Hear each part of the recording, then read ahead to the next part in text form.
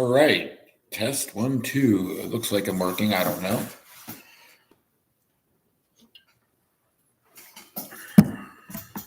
So I set the computer where I can see it. Things I should have done ahead of time.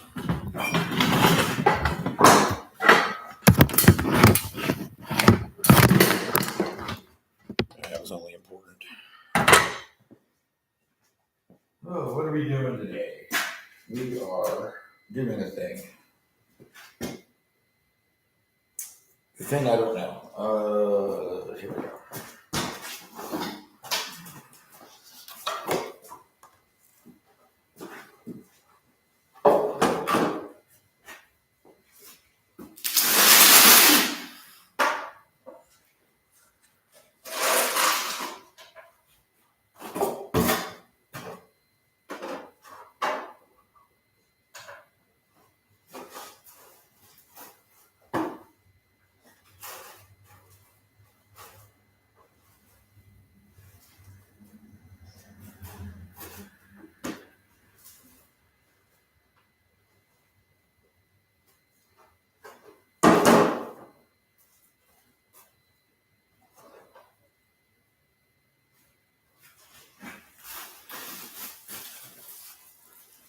What's going on? I am packaging my worm castings for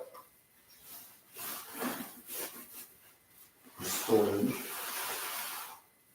I use these sandbags because they're breathable and we have a lot of microorganisms living in there. 3 in that one.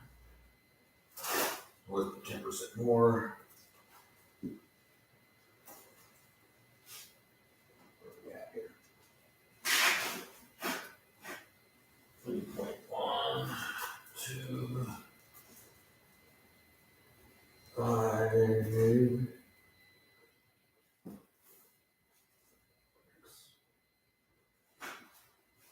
7, all right.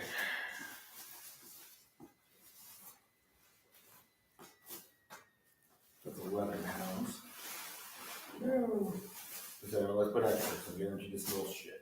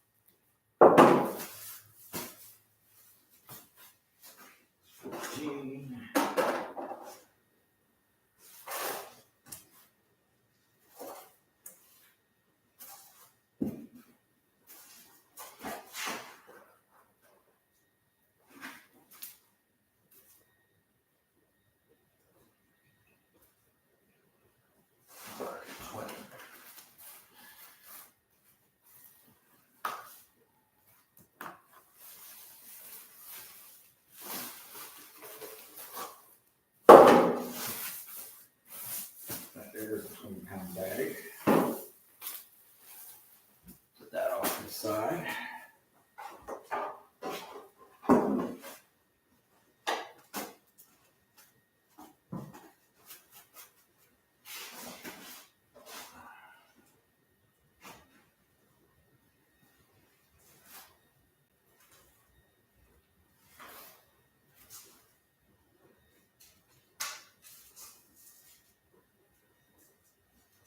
Quick curiosity, I wonder what one of these is.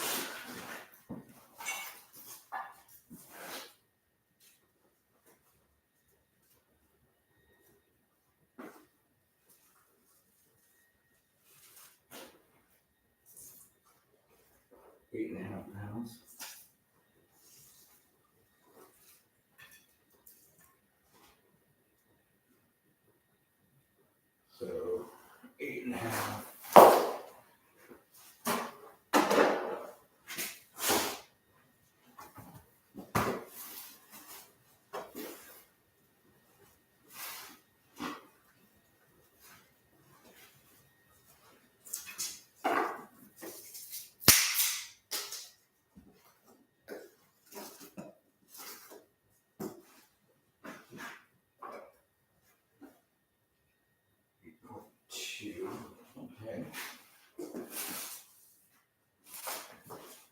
trying to guesstimate how much weight per volume this is.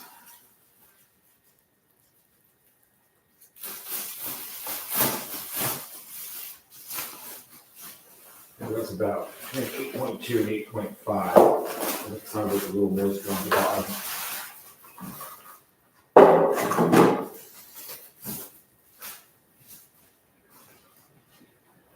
So what you do, you're a worm farmer on a rainy day.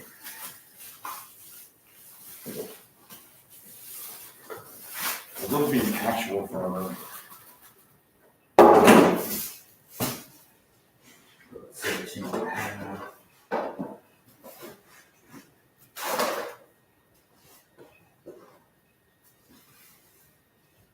So 16 and a half.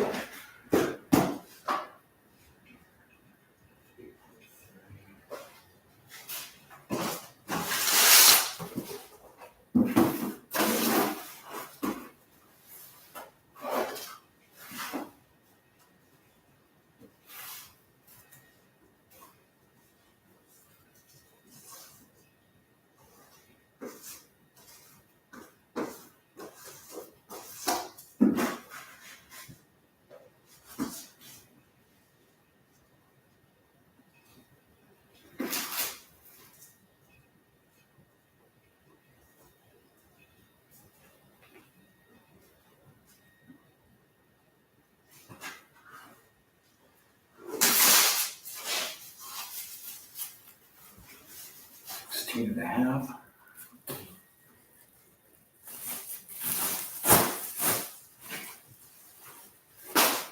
This is exciting.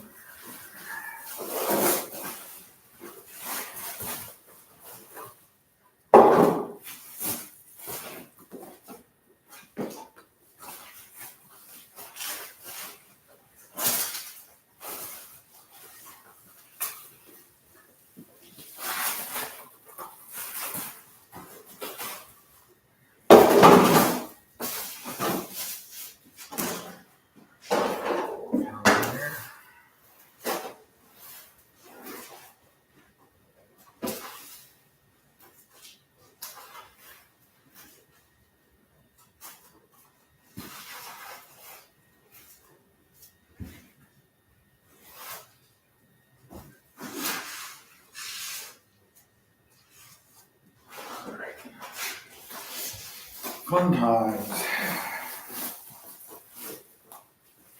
I'm hoping somebody buys this stuff because I don't want it sitting around for too long. Worm castles are best used fresh.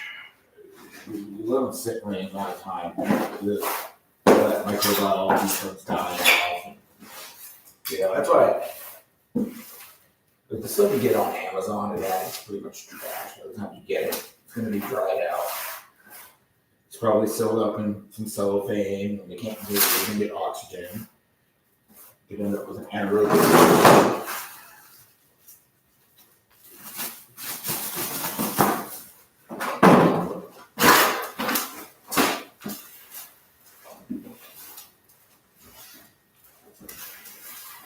Oh, this is going to be a light bag. This might be a 10-pound bag. It's going to be a 10-pound bag.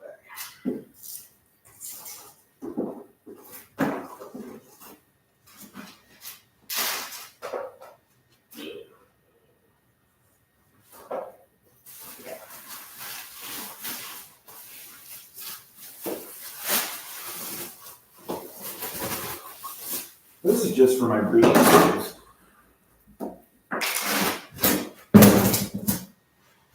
For 3 weeks,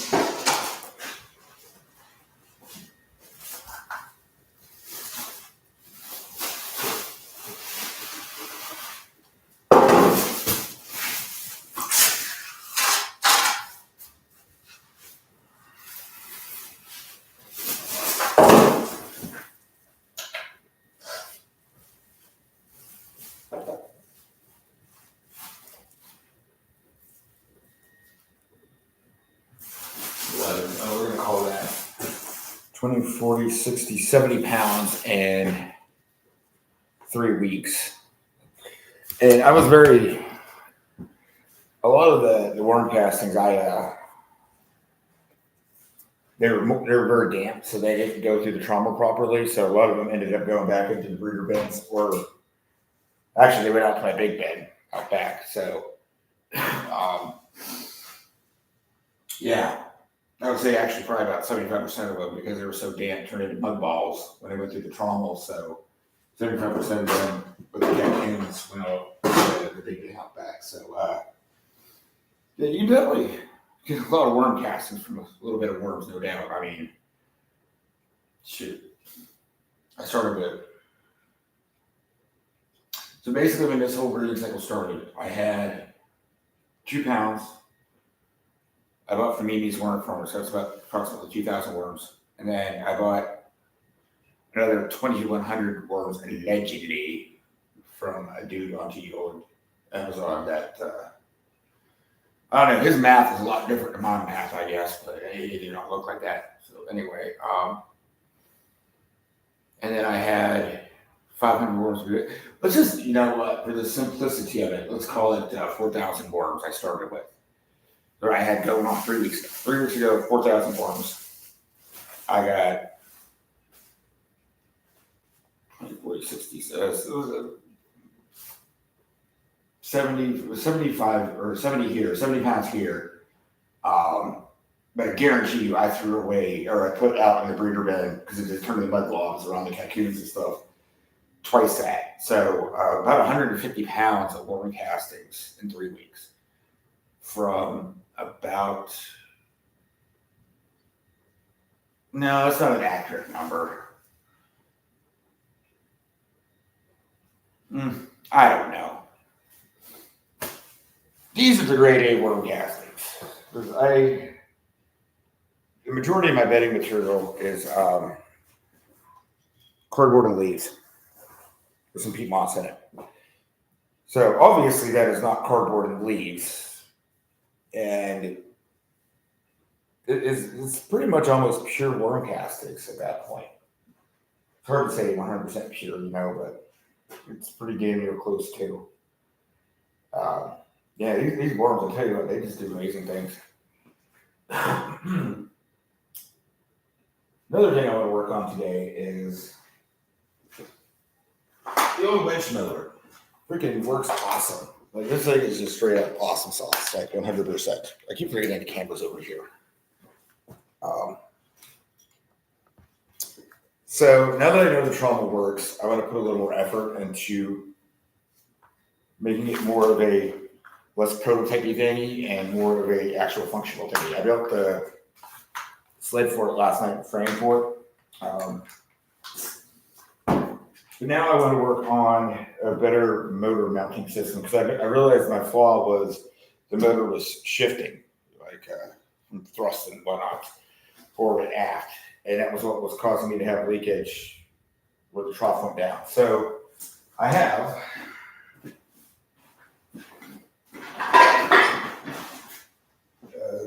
the original Hobo Freight winch plate.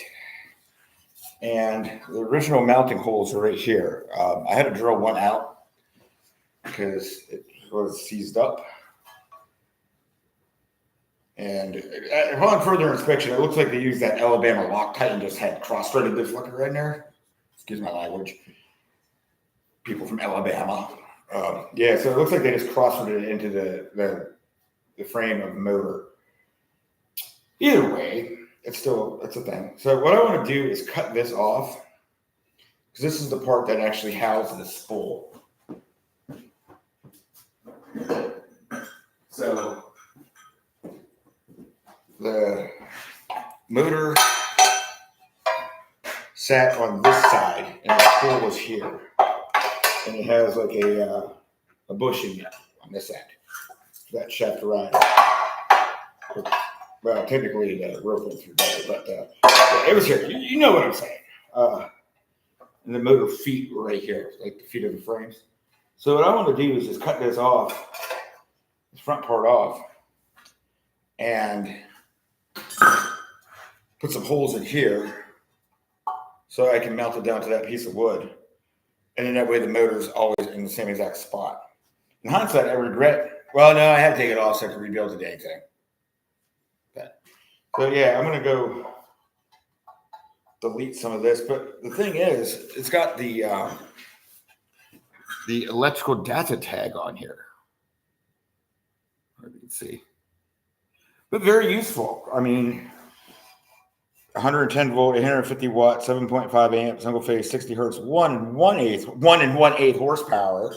Because that eighth of a horse, that little pony, it makes a difference. I'll tell you what, 3,400 RPM. So that's the big thing there, is knowing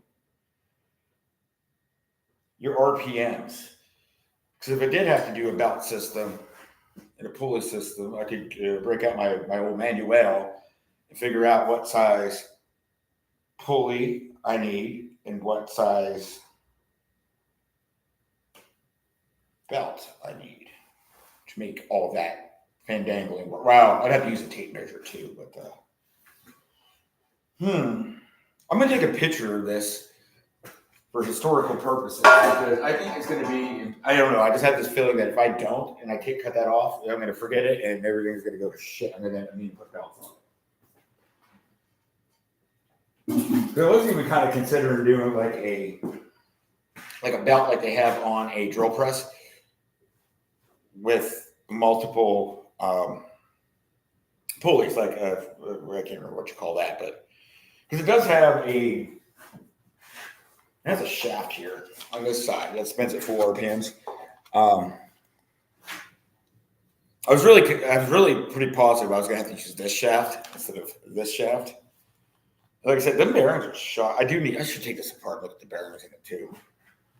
Not that they've healed themselves. I don't think that slapping a bunch of grease in there is going to fix the rust pitting and everything that has gone on inside there. But yeah, so anyway, I want to cut that off after I take a photo of it.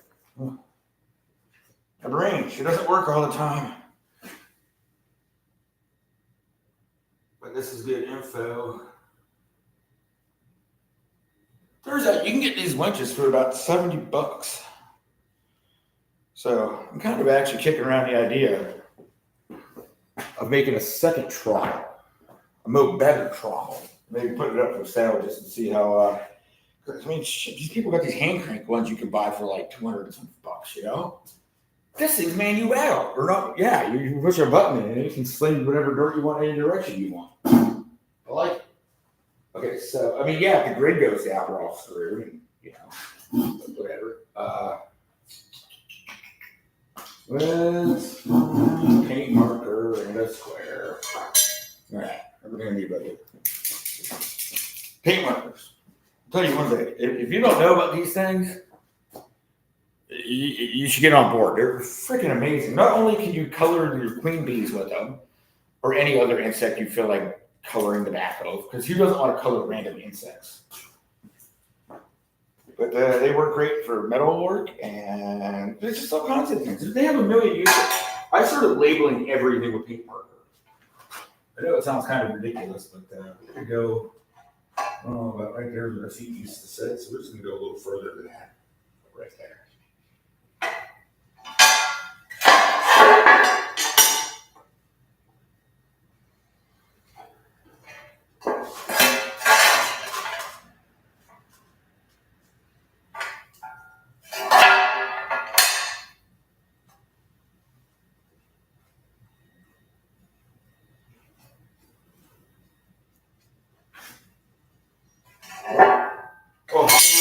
So we got this all, keep going to the computer. We got this all specced out.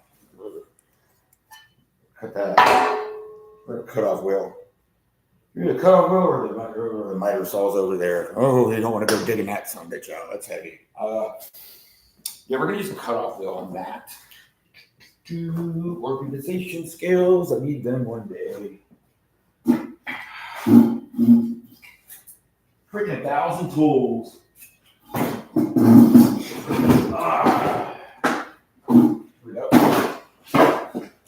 Ye old box of cutting stuff.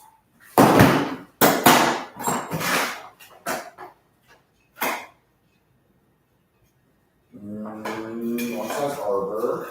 We're a big one. Sacrifice this fella right here. I think that's a good sacrificial one. I have accumulated so many different cutoff devices over the years from Harbor Freight. And this isn't even it. I have a whole freaking Craftsman, like the Craftsman toolbox that's about this wide, about that tall, with the chest on top. Whole one of them completely that full of cutoff disc and wire wheels and sanding discs. Not to mention the giant freaking. So I got a tote.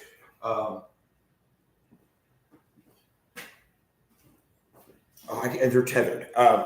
So I got one of those big Filano totes you can get at the Sportsman Warehouse, completely full of sanding discs, and I got a regular big, like, whatever, freaking liter tote, like the ones that are that deep, by that wide, by that long, completely full of sanding discs. I need a battery though. Let me go grab a battery though.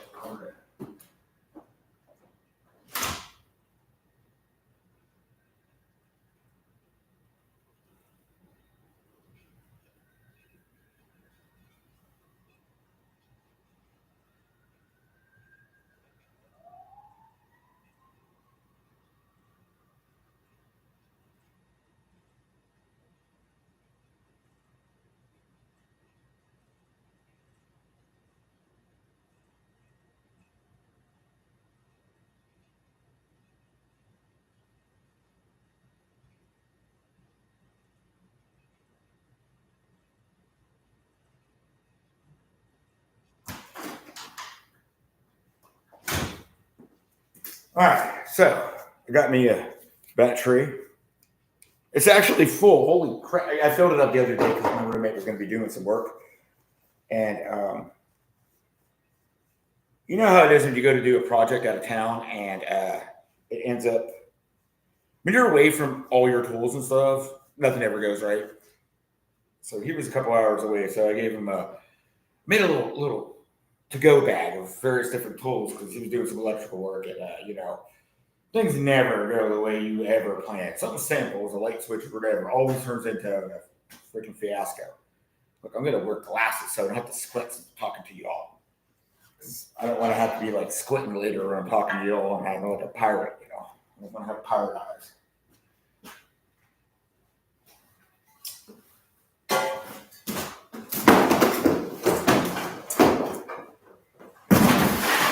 So this is where we put as many flammable objects as we can in front of the grinding cutoff thing, right?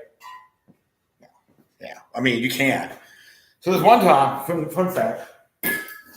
So I got this car hauler, and I wanted to make stake beds on it. Like I wanted to be able to, like it was a steel deck car hauler, or a thing, a car hauler thing.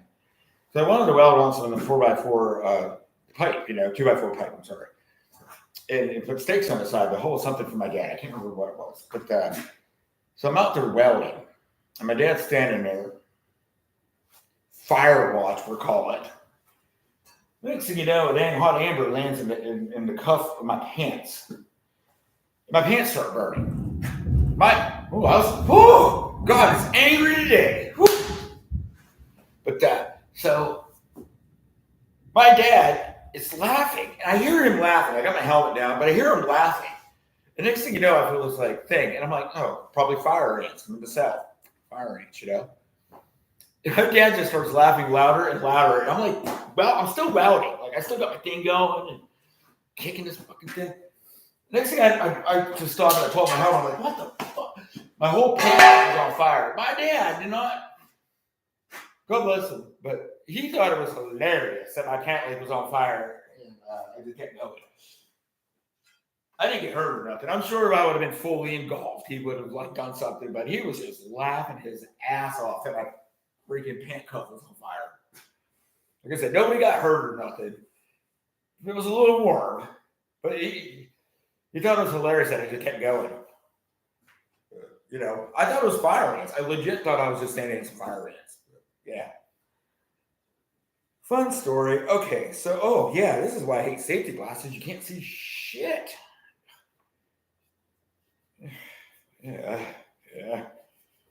Should clean these.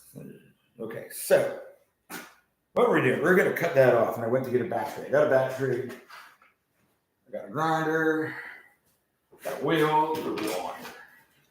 A wheel that actually has all of the wheel. Turns out you can actually cut with like this. I'm not even shitting you. I did it last night. It actually works. It's sketch as fuck, and you're probably gonna catch like a piece of something in your arm or whatever. Doobie doobie doo. Oh yeah, this is Harbor Freight.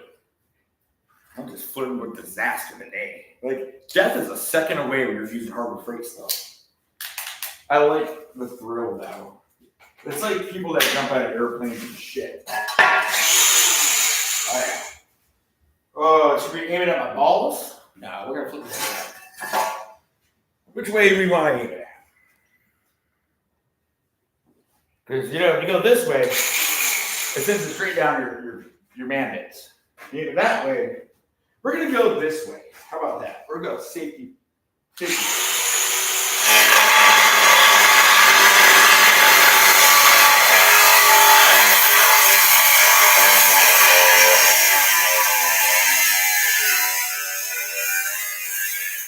Make sure to always aim the sparks towards your gas tanks and other flammable things. Okay?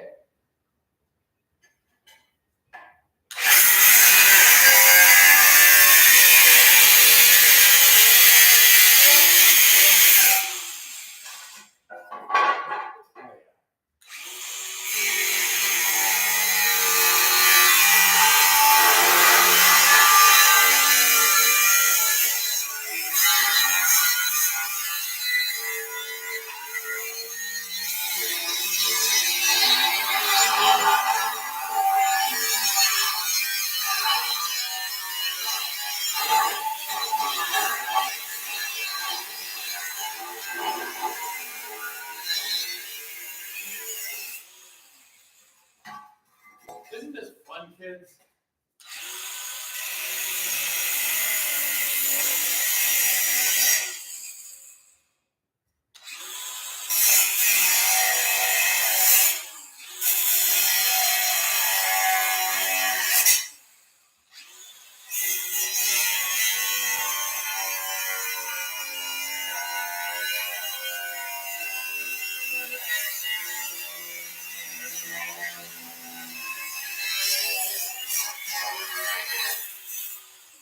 I'm not gonna lie, I was trying to launch this work towards y'all just for like maximum effectiveness and drama.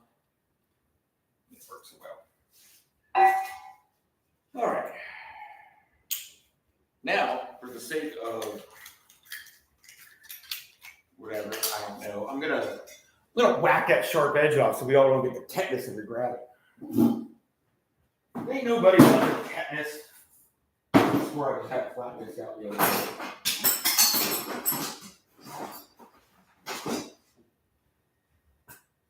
Fun fact, I put a flat disc on a circular saw one day. That was a terrible idea. That did not go as planned. Turns out the ribbons were a bit much.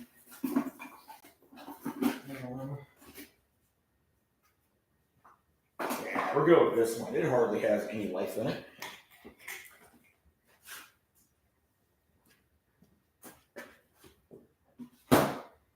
Yeah, we don't need life. We're just looking not to get tetanus.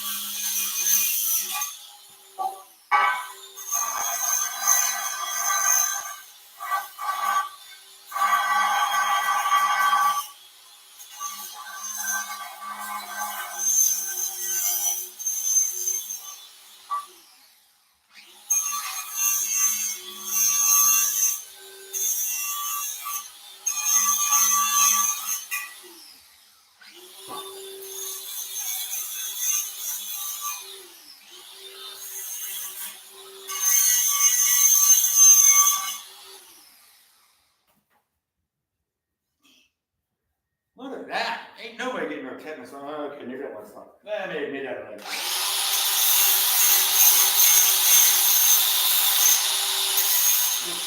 That will be it today.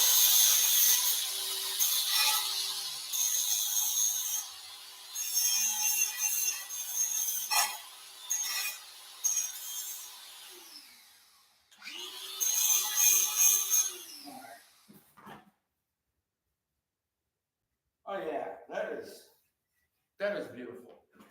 I would let a freaking child play with this. Well, depending on the child.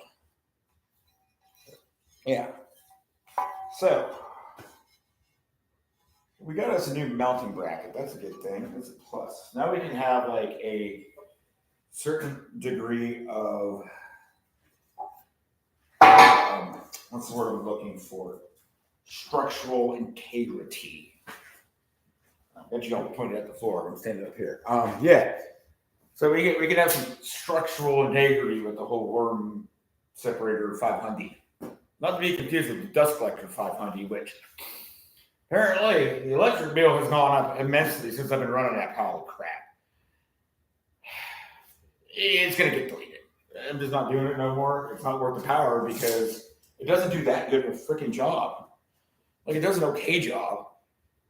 It's not that good of a job. Not worth the power it uses. I'll just put it that way. I'd rather just shop back this shit and whatever.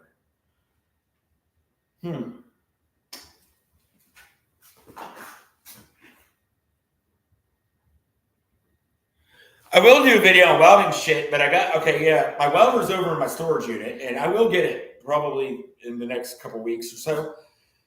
I have to get a new circuit breaker. Back to the freaking dust collector. That bitch trips that circuit breaker every 5 seconds. I know it ain't pulling no 20 amps. I know it ain't, because it's the only thing running on that circuit. I had the cable saw running on a separate circuit, but I know there's something wrong with it. I know it's drawing too heavy. So, and I think the issue was actually the welder used to trip it too. It's only 20 amp in this freaking house for 110 volt. I think the right thing to do would be to put a 220 out here in the garage. I don't own the house, my roommate does. So that's something I can discuss with him. Because having a 220 out in the garage would just make the power bill way less. And me way happier. Because I almost a lot of stuff. It's science. It's a science show. But I do have a thing I need to do. Anybody in here interested in seeing how to refill a propane bottle? Like these little 1-pounders? Super easy peasy to do, and it saves you a boatload of money. Like, don't ever go to the main gas stations or Walmart or CVS's or wherever the shit and buy them pre-filled propane things. They scam your ass. Like, okay, cool. Yeah, man, that's such a scam, dude. You go to a place that actually fills them. Find like some local no-name place with a big propane tank that fills them things. You get, no shit, almost twice as much for half the price. I think it cost me, I want to say, $7 or $8 to get one filled rather than 20. But these little freaking things here, they're expensive. So the first thing you want to do is get a cylinder, and then when you empty it out, okay, well, the camera's over here. I'm over here. Okay, I'm going to move this there. Okay. So what you want to do is mark down the weights. So when you first get it, weigh. So that way you get your gross weight. Gross weight. Then weigh it empty. 15 ounces. And then you look at the, I think there was like a little, something in between. But anyway, it was 16 ounces of net product in here. That's what the label said. Label said net. So I know this thing's 15 ounces empty. I know it's 30 ounces completely full. Anyway, you don't want to go over on this because the thing is, so you're putting liquid in here and it's going to expand and raise pressure when the temperature changes because, physics is a fucking thing, pressure, temperature, and all that good stuff. So you don't want to put more than 80% in these things ever. Let me go. I'm going to go grab my adapter kit. because it's outside in the garage or out by the grill, and a propane tank. And yeah, we're gonna fill one of these. I'll be right back. Hang on, I gotta put up my sign for y'all. That way, if any new people come in here, they get it. You know, they never did it. Fuck me. This is all. I'm gonna have a Winnebago man moment here in a second.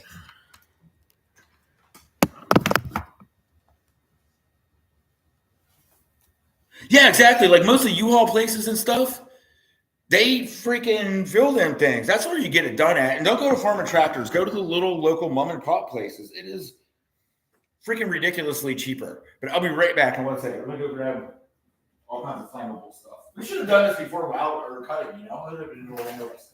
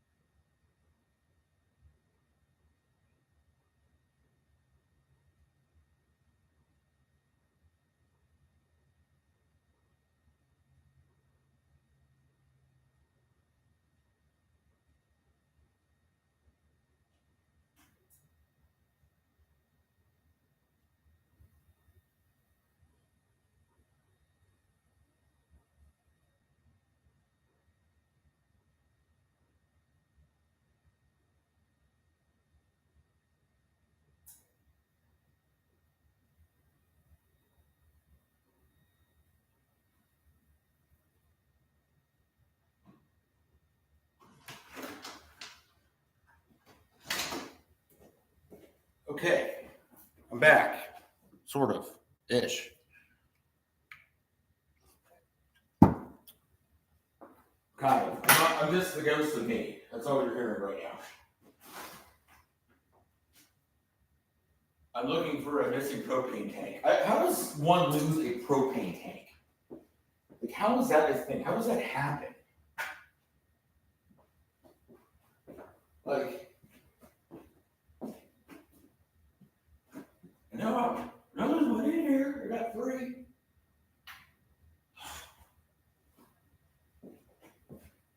This is ridiculous. Like, seriously, who loses propane tanks? Did it like fall into the black hole or something? Go into the abyss?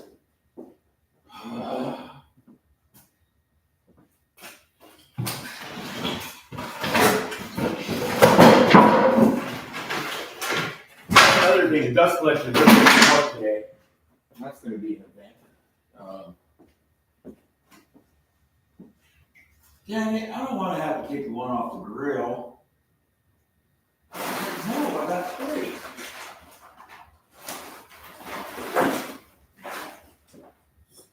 Just to get with somebody back.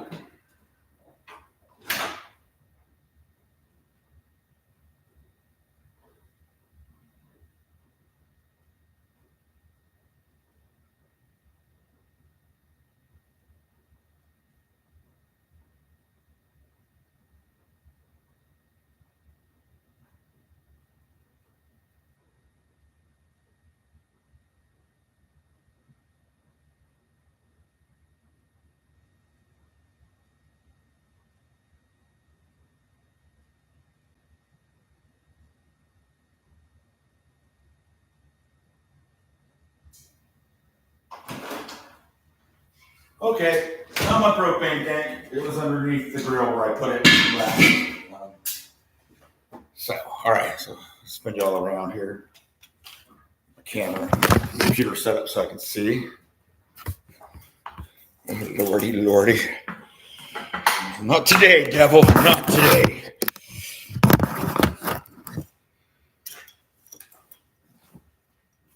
Okay.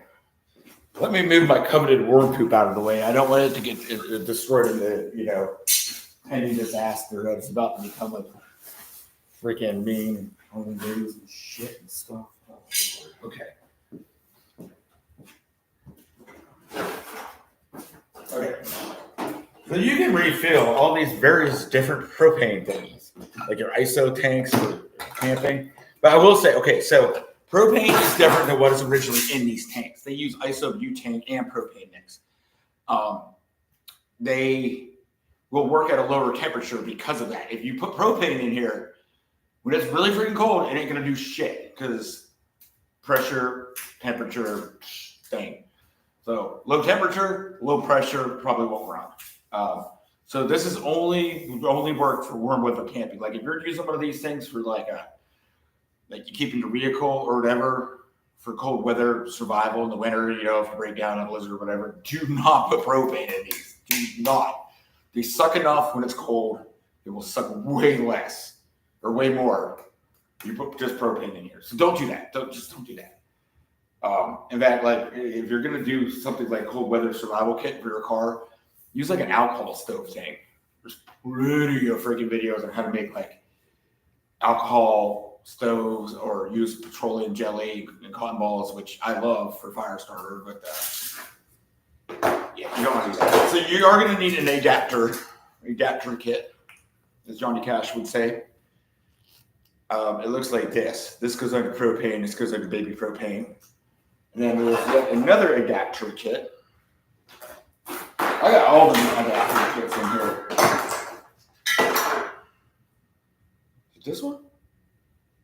Oh, this one goes from the baby propane tanks to your ISO tanks. So one thing I always do is write down the gross and the net for each and every model when I get them. MSR, on the other hand, has this awesome thing that tells you how full it is. So like when I was taking the AT, I never bought fuel. You go to these hostels and they have people will have like a can like this, but it's like quarter way full, but they throw it away. They don't want to carry it, but they don't want to run out of fuel because everybody's all paranoid about running out of shit in the beginning. You never have to buy fuel in the beginning of the AT, ever. Okay, so the 80% full tank, you're going to go by weight. I always err on the side of caution, which sounds contradictory to my entire lifestyle, but I generally err on the side of caution, the weight. That's why I said you always want to, so like on these MSR cans, it has the net, focus you fuck, the net and the gross. So if it's bone dry, you can put 8 ounces in here. Gross being 13.1. So I do, and that's probably 80%. So I do 80% of 80%. You do the math. That's too complicated for me. Just like these, it says net weight 16 ounces. So it has 16 ounces of propane in here. And then the gross weight, when you first buy it, weigh it, and then you can write down the gross weight, 31 ounces. So, and I use those illustrious paint pens. They're freaking awesome. I do need to write this in yellow because red will not show up in red light. So if you're at night, you can't see that thing. And you know, if the grid is down or some shit. But yeah, anyway. So these little dooflickies, like these things here, you can transfer from one tank of these to another tank. So like you can buy these big tanks for cheap, way cheaper than these little baby tanks, right? But if you're going out hiking for anything less, a week or less, this is all you need. You don't need anything bigger than this. Hell, this probably lasts 2 weeks just cooking, you know, especially in the summertime. So I buy the big tank and I just keep refilling the little tanks with it. But hiking kit. If you're ever gonna hike the Appalachian Trail, spend like $3 or $4 and buy one of these stupid things. Okay, so that's what we're doing. So we're going to get liquid from DOS tank into the tank that I freaking lost already. Good Lord, I need GPS on everything in my life. Maybe I'm the problem. Maybe. Into this tank. You will need a scale. Now, in a in-time situation, what you could do is get one of these, put it in a tub of water, see how far down it sinks when it's full, mark that water line on the tank, then use it when it's completely empty, mark the water line when it's empty, and then you will have an idea, like a gauge, like a water gauge thing. That's what MSR does. So you like put it in a cook pot and find out how much fuel you have left. Kind of genius. All right, so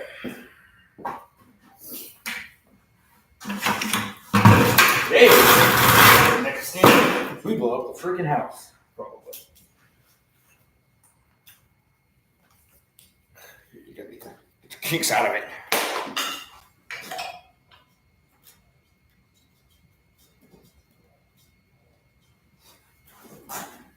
I want to make sure this is closed.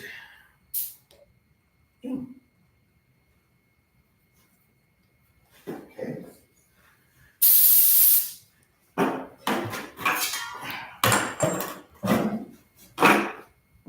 Now, one thing you do want to do is you're going to want to. I just realized something.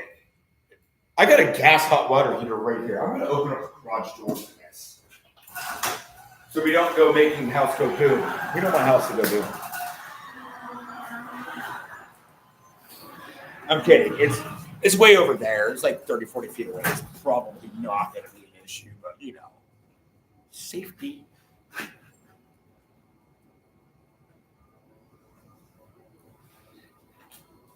So that is liquid. That's how you know it's liquid because it's freaking freezing cold. So we purged the line, put the tank on it. Now, like I said, I err on the side of caution, so I'm only going halfway with this thing.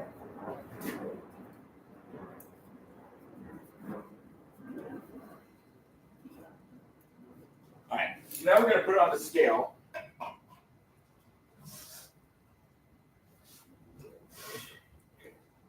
Okay.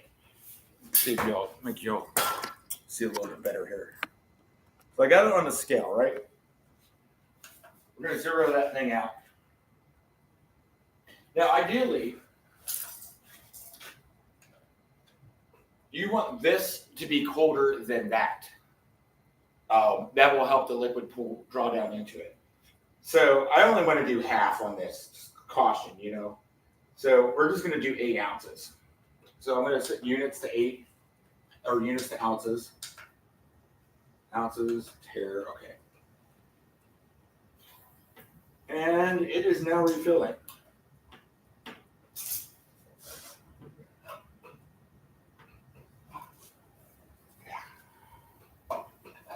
Yeah, it's all fucked up. We're erring on caution, so.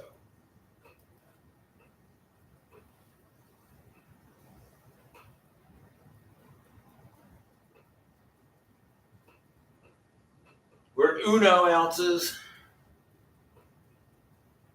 And we stabilized because this tank was outside and this tank was inside, so. we're not pulling nothing in. Get these kinks out of here.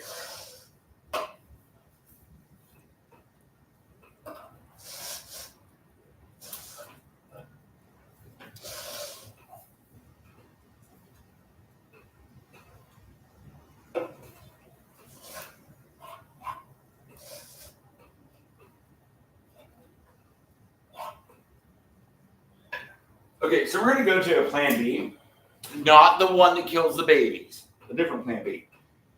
I'm gonna go get some ice. Because we want this to be cooler, so it's a lower pressure than this tank. And like I said, this tank's been sitting outside, so that tank's been inside, so it's gonna be higher.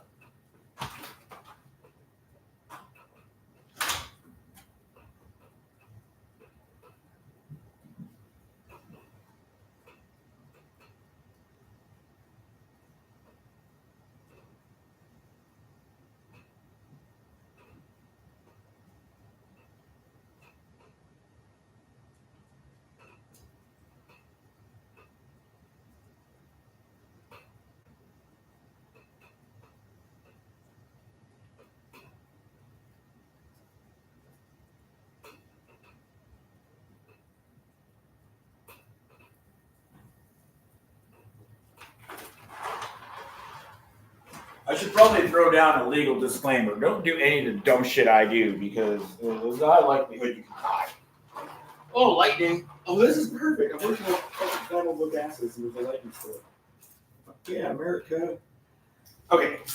Like I said, I'm only filling this thing halfway. Don't do what I do. This is just for demonstration purposes and entertainment purposes. All right.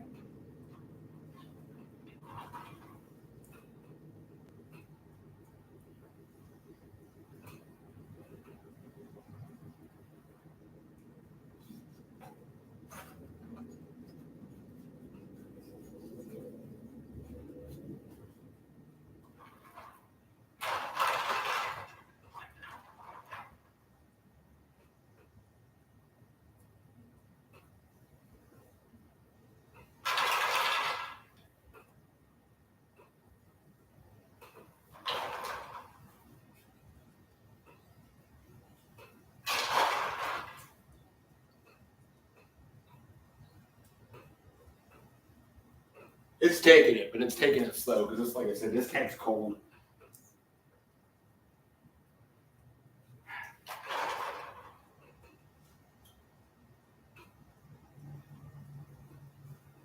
You should wear gloves when you do this.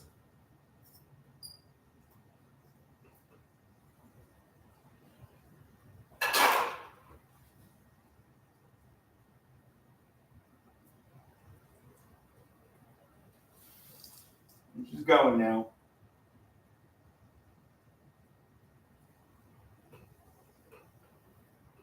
It's really slow.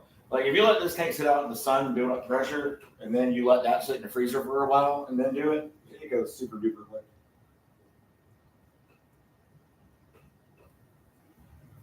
Like I said, entertainment purposes only. Do not do as I do.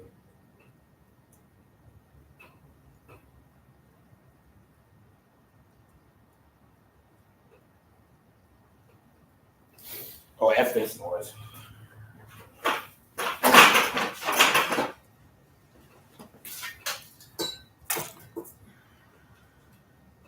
Definitely do not do what I do.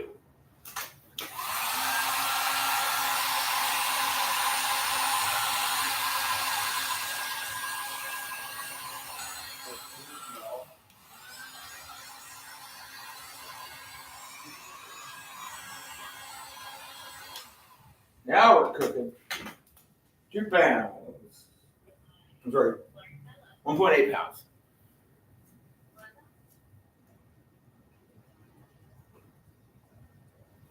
Yeah, don't do as I do.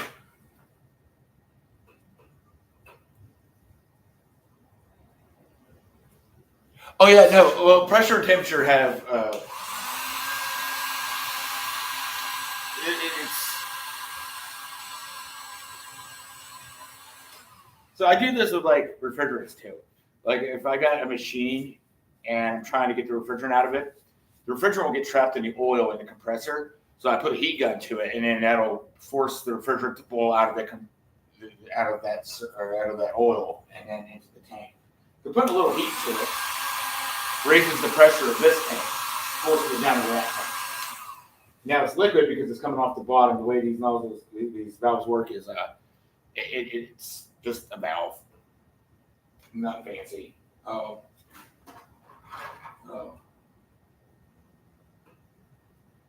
We had like 3 ounces in the battery.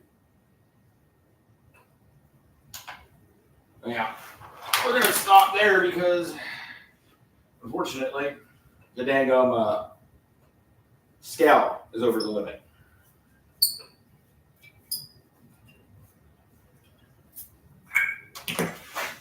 But as you can hear, I got liquid gas in there. Let's do the old does it work test.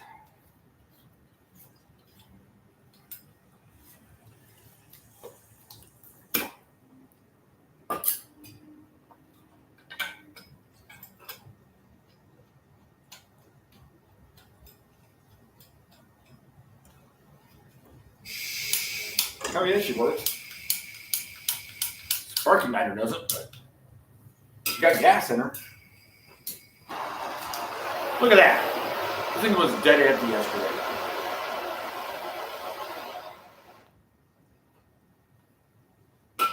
Easy peasy. But yeah, no, it's all about temperature and pressure. You're going to close this, and then you're going to bleed off the line. You do not want to get this on your skin. It will freeze the crap. You'll get a freezer burn from it. There's a dude I worked with. He had a valve get stuck on a unit, on an AC unit, and he tried to get it to not leak anymore. Sprayed out refrigerant, liquid refrigerant. He ended up getting 3rd-degree burns all over his hand and had to get skin grafts and all that stuff. It is no joke. Like, cryogenic stuff is not to play with. You can't play with it. Who am I kidding? You can play with everything.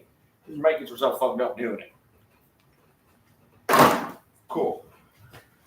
So we did it then.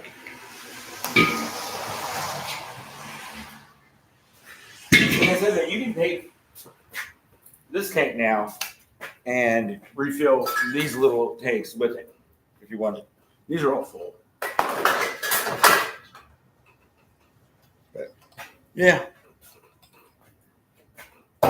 We did a thing. Let me go read the chat here. Yeah, it's just about cooling it down. You want to have that temperature differential. So, like, I'm going to shut the door. Maybe I should let the fumes evacuate a little bit more, but turn the fan on.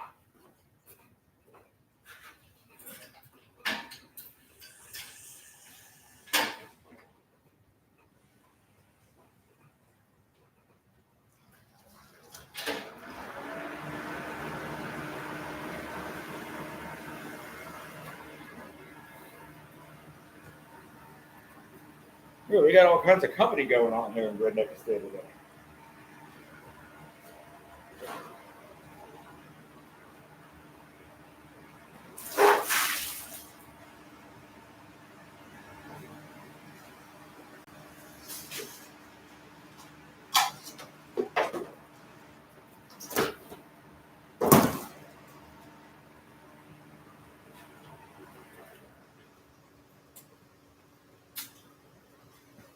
I'm going to be right back. Stay tuned. I should go put my side up.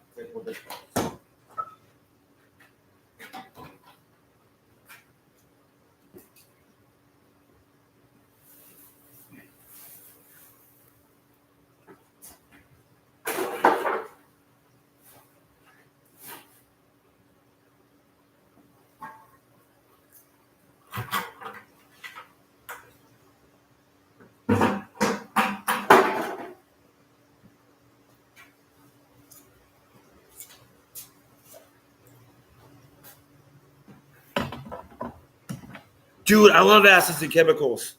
So I got all the acids over here. I got the nitric, the citric, the sulfuric, the auxiliary. You need. I love nitric acid. Like I like doing the making the gold turn into aqua regia and stuff. It's been a minute since I've done that, but I did a lot of that, and I wrecked some stuff doing it. I turned my fingernails black one time. That was disgusting. They stayed that way for like months.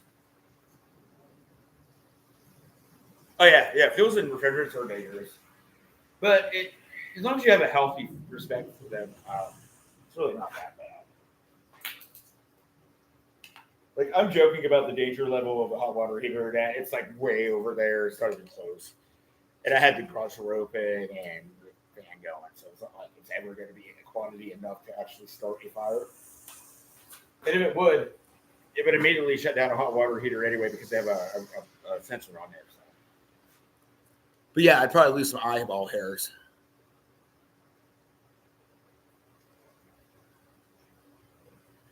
Yeah, dude, it's expensive. Nitric acid is expensive.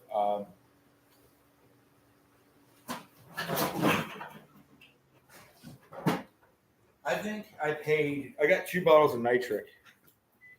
And I want to say I spent like $280 on both of them. I'm filming. Can I walk there? Yeah, you can just wave when you walk by. Hello. They only saw a head. My little head. Yeah. That was bone broth. But yeah, no, I've done that. And it's, wear gloves. Definitely wear gloves. And you'd want to have good ventilation. I did it outside with the fan and stuff, but yeah, dude, she's like a shadow person. I swear to God. Like one night I got up to go get something out of the kitchen, and she came running by, and I thought it was one of them shadow people. It was fucking scary. It was so scary. I was terrified. Yeah, we're all kinds of good things happening here right next to today. All right, I'm gonna actually be gone for a second. I'll be right back. I promise.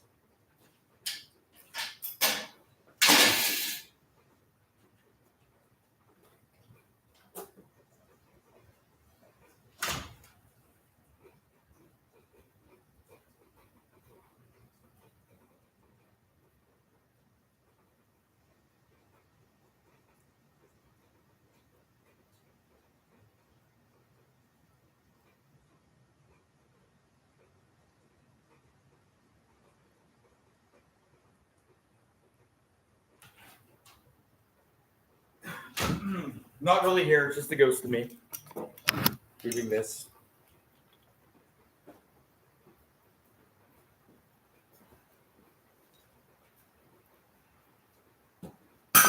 And that. And that.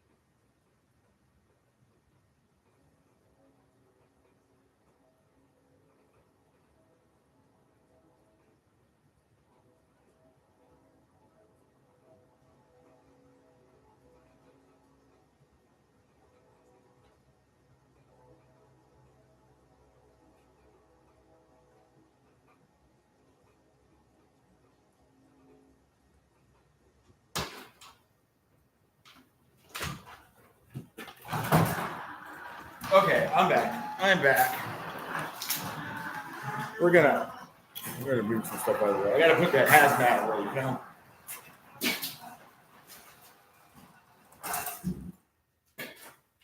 Yeah, so like if you're interested in doing the whole gold refining thing, which is truly not worth it, there's a dude called Street Tips or Street Tips.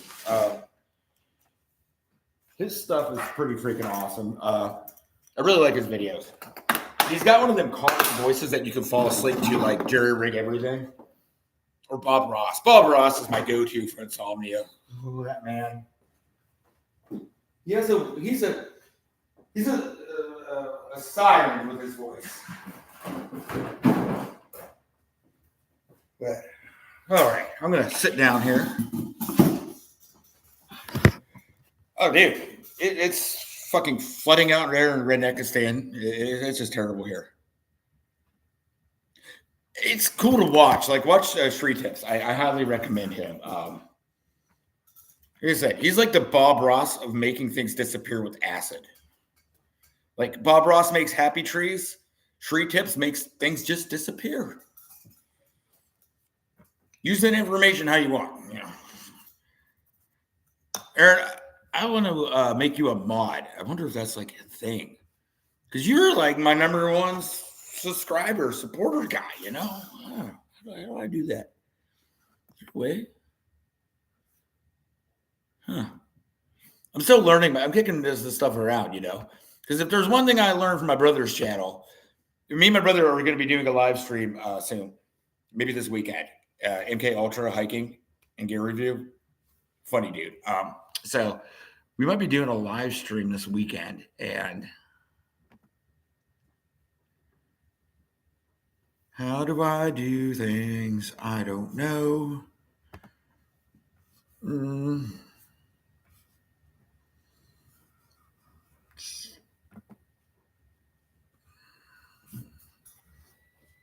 Ooh, I got 10,000 views 13 days ago. That's cool. Oh, I got 106 subscribers now. Ooh, Lord. Getting up there. One of these days.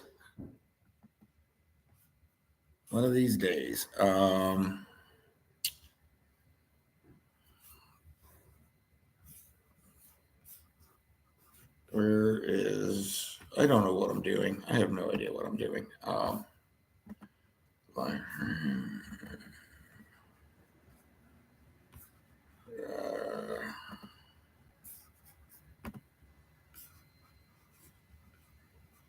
Things are happening here. I don't know what. Things are happening.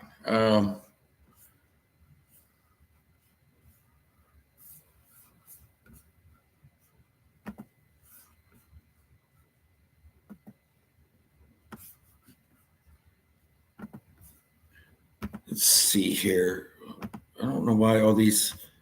No, cancel. No, I got all these things happening. It's. I don't know what I'm doing. I don't want to share my screen. Oh, technology not working for me. I really need to learn how to do things. You did, brother. You did. Add as moderator.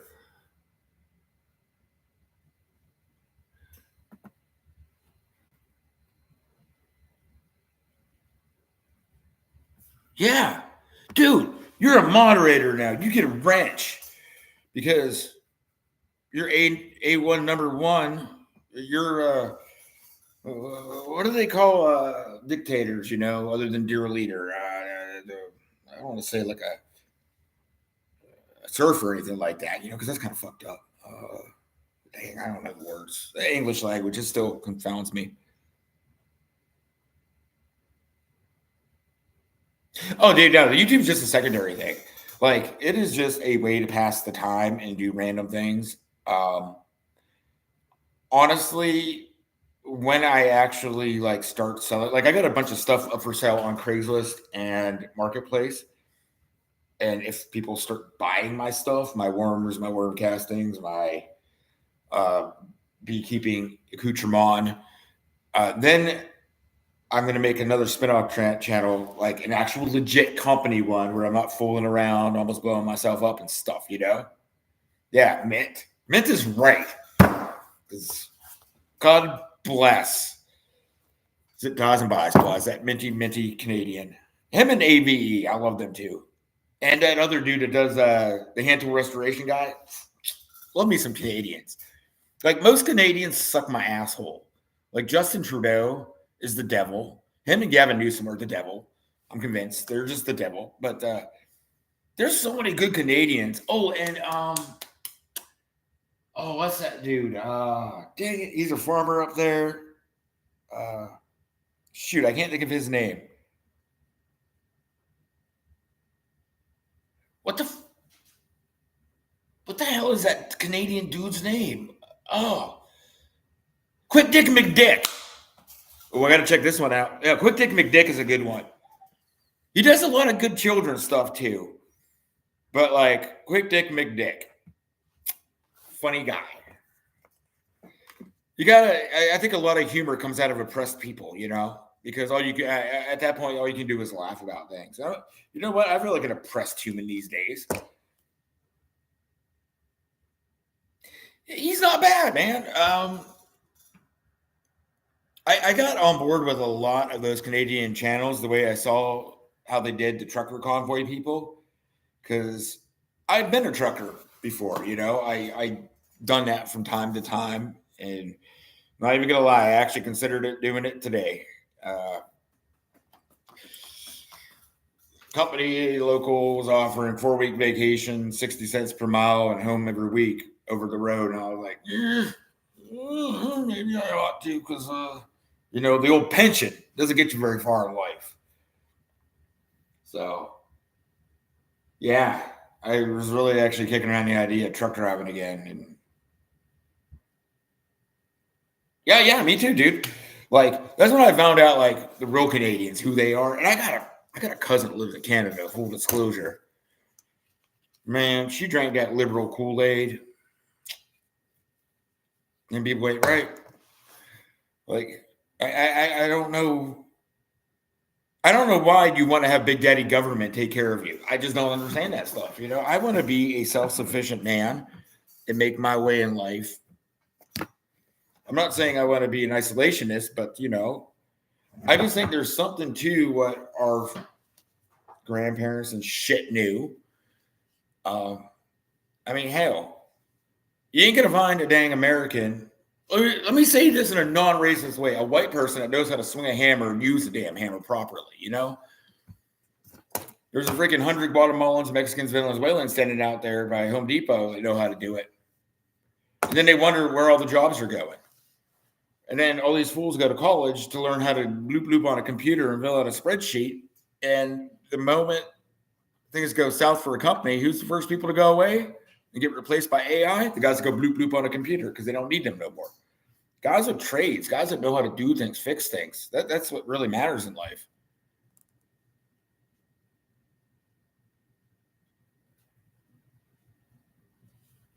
Well, yeah, for sure, dude. There's a ton of people like waking up. And I'm just trying to relearn the things that my parents, grandparents, and great-grandparents already knew. I'm trying to relearn those skills. And like me and my brother were talking about it.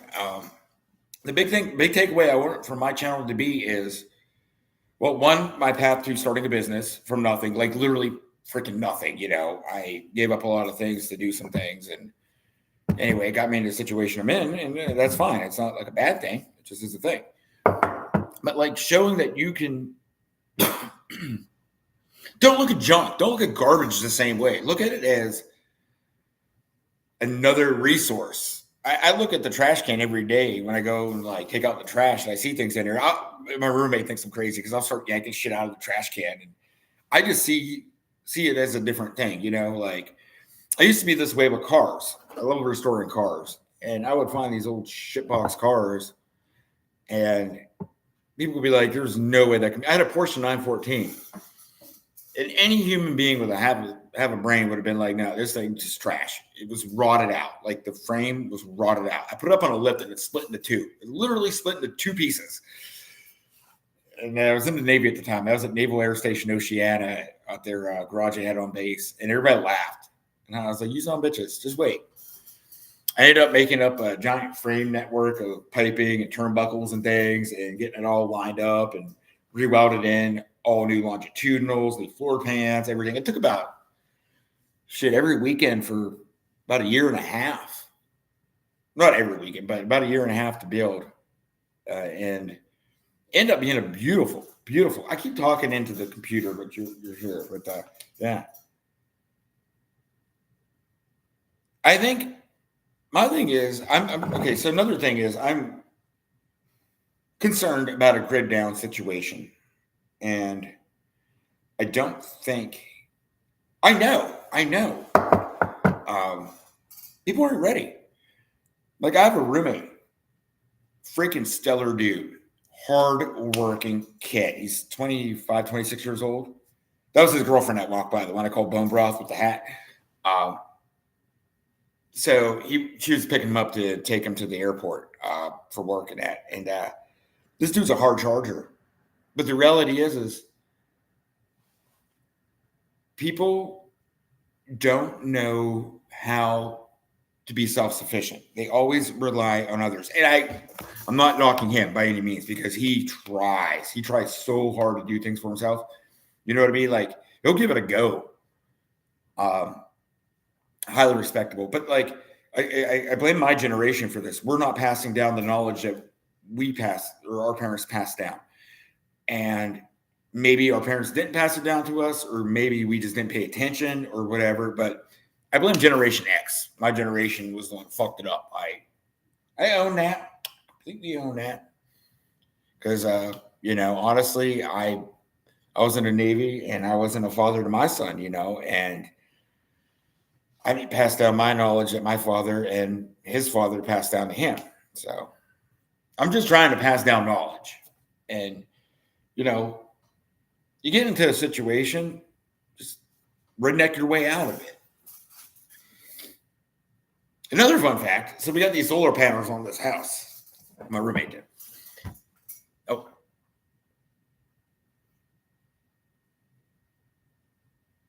yeah. Yeah. No, I mean, I guarantee 90% of people probably can't make a fire. Even if you gave them a big lighter. Because I'm not a ferro rod and all that bullshit kind of guy. I just got like 50 or 60 big lighters laying around everywhere. You know what? If you don't want to get wet, put it in a Ziploc bag. Like, when I hiked the Appalachian Trail, dude, these people had these ferro rods the first few weeks out there, I'm just like, why? You're like, well, it's going to get wet. I'm like, well, I got another one in a Ziploc bag and another one in another Ziploc bag. Like the little baby mix, Like, why? Fuck around with all that. Nah, I just ain't playing that game. Because you know what? If it's wet, if it's that damp outside of your Bic ain't going to light, ain't none of that shit in the forest going to light. Unless you're going to whittle down a log to find some dry wood inside of it. But you're going to have a shit damn day if it's really fucking wet. I learned this myself personally. And you can't always make a fire. And you got to accept it. Yeah, you can certainly carve down a piece of wood. But if you're going to go out and do any amount of walking in the woods, like recon work or whatever, you can't be carrying damn axes and freaking Bowie knives and crap like that. It's too much weight. Big lighter. Know your limitations. Learn to eat rice without cooking it. Just swallow and drink lots of water because it will swell up. I kind of want so I'm kind of split on this whole gaining traction thing too. It'd be cool for it to be kind of a big channel, not big, but like bigger channel, like monetizing that kind of stuff. But also then you're now a puppet to a degree. They start regulating you and they start monitoring you and telling you what you can and can't say and that kind of stuff. And I don't necessarily know. I don't know how I feel about it, to be honest, but torn on that one. That's another video I should make. I should make a short on F ferro rods and stupid ass crap like that. Just use a damn pick. Carry 3, carry 4. They're light. I guarantee 2 of these things weigh less than a ferro rod and a knife or a big knife, you know. I mean, I always carry a knife, but. And then I lose it 10 times a day. There's probably like 20 knives. But I carry these knives because they're the bestest knives. You just replace the blade. Best knives ever. Put that right here in my pocket. I started this day. Oh, I had a pencil. Yeah. Lost that. Paint pencil. Lost that too. Yeah. We got to reload my pockets here. That's the one I need. You can tell you worked with electrical when you carry one of these things around everywhere. But yeah. I think society's screwed. I mean, I'm just going to become some crazy warlord if anything does happen. I've already accepted this. I got plans.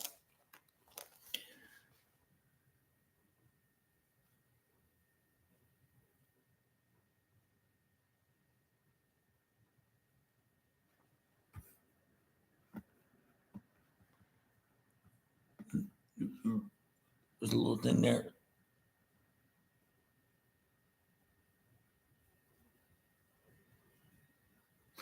Yeah, I mean, well, like look what they did to. I don't know if you follow Risky Krisky, but they deleted him. So you know, granted, kind of you know, seen that one coming because he's a little spicy.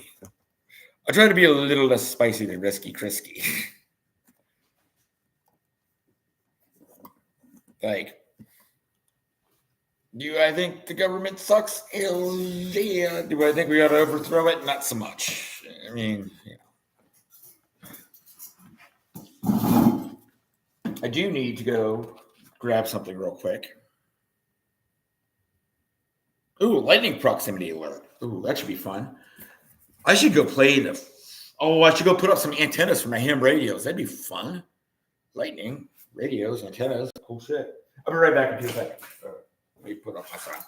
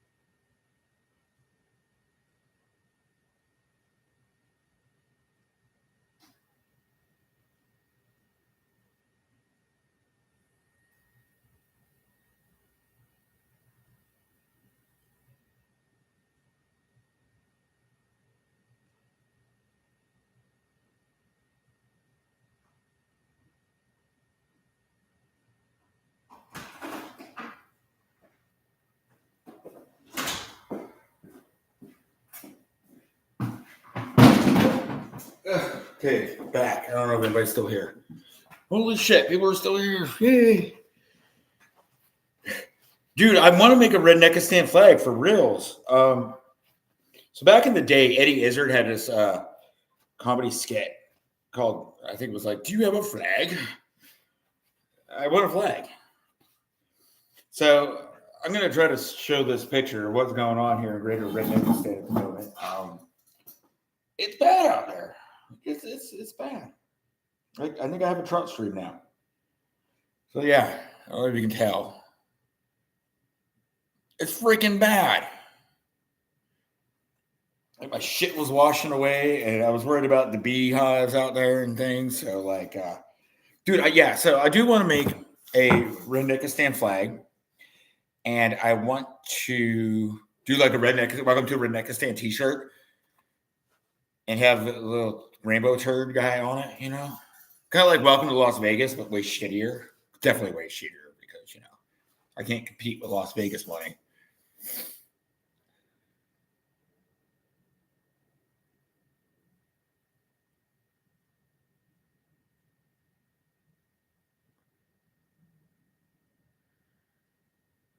Yeah, I can't do schizo rants. I mean, ish, kind of, sort of. But yeah, I do want to have like a professional channel, where I do more professional gardening advice and such and things, you know.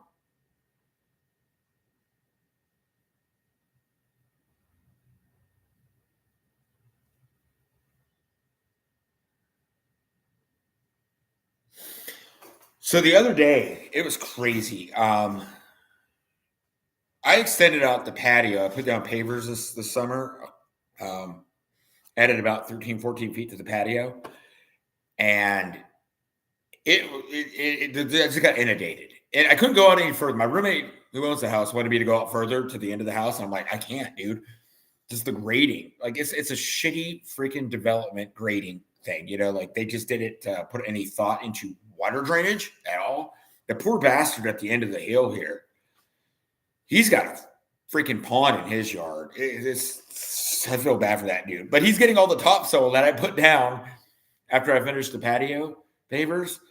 I laid down a bunch of topsoil, but I just didn't plant nothing because I know in the spring I'm going to have to redo the pavers because I didn't put down sand and that kind of stuff, and I didn't use a compactor. But yeah, so I lost my topsoil.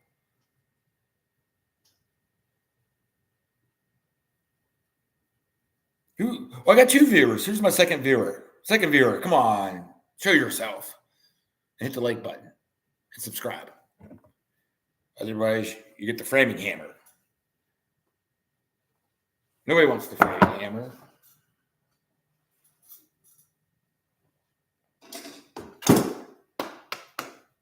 Trying to figure out what I need to get done.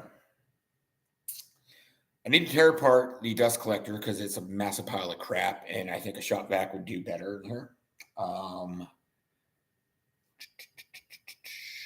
Dude, I really wish I knew how much rain we got the other day. I'll put it this way. I have 2 5-gallon buckets sitting out there, and they're both full. And that was in 2, 3, 4 days. So, and it's not really so much the amount of rain, it's how quickly it comes down in spurts.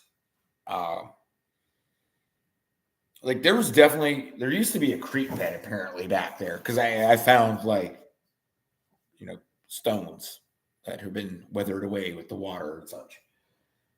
So you know how it is when man tries to make nature do what man wants. It doesn't work, you know? It just doesn't work.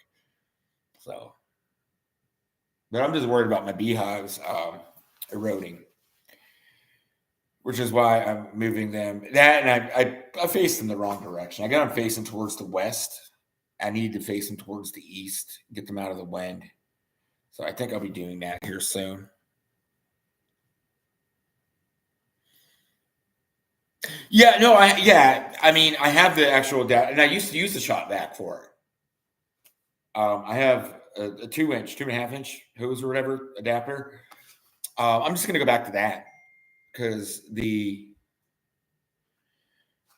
that thing apparently is running up the power bill, and it's not doing that good of a job I just don't see risk versus reward kind of thing, you know. So, and it's taking up a lot of space. So, I think the drum is going to become a burn barrel. Actually, I think the drum is going to become a retort, so I can do biochar in it, and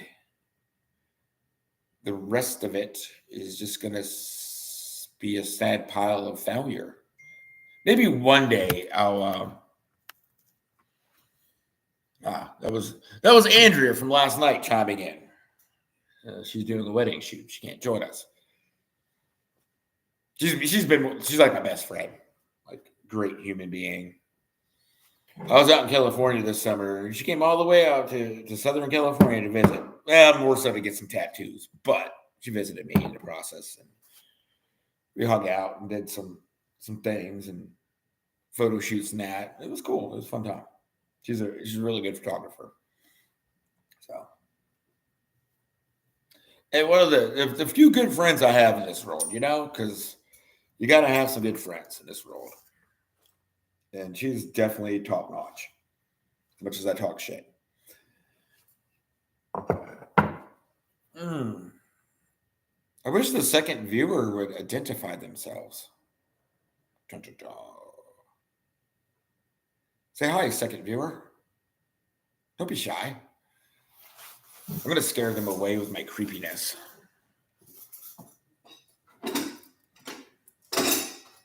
I was thinking about So I got these Chinesium drill bits in this box. It's got some nice little finger joints on it.